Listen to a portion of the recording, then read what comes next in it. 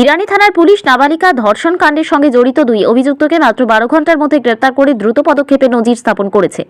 এই ঘটনায় অভিযুক্ত হারুন উদ্দিন ও মিয়ানিক মিয়া নামে দুই যুবককে গ্রেপ্তার করা হয়েছে। থানার ওসি অরুণোদয় দাস জানান, গত রবিবার ইরানি থানার সমরুরপাড় এলাকার দুই যুবক শহরের উত্তরাঞ্চলের এক নাবালিকাকে ফোন করে ঘর থেকে বের হতে প্রলুব্ধ করে। পূর্ব পরিচিত হয় নাবালিকা রাস্তায় বের হলে অভিযুক্তরা তাকে মোটরসাইকেলে উঠিয়ে লাঠিয়াপুরার একটি নির্জন স্থানে নিয়ে যায়।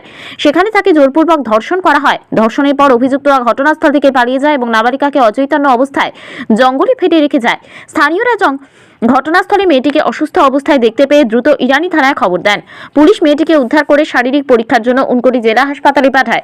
নাবালিকার পরিবারের পক্ষ থেকে রবিবার রাতে ইরানি থানায় একটি এফআইআর দায়ের করা হয়, যার নম্বর ইরানি PS 88/2024।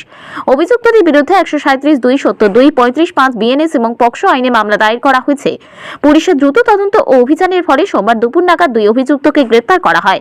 ইরানি থানার ওসি অরুণোদয় দাস জানিয়েছেন, আজ অভিযুক্তদের আদালতে সোপর্দ করা হবে। গত 8 তারিখ আমার কাছে একটা কমপ্লেন আসে যে একটা মেয়েকে একটা ফোন নাম্বার থেকে ফোন করে সন্ধ্যা 5:30টার সময় ওকে রাস্তা আসতে বলে এবং ওখান থেকে তাকে দুজন ছেলে বাইকে করে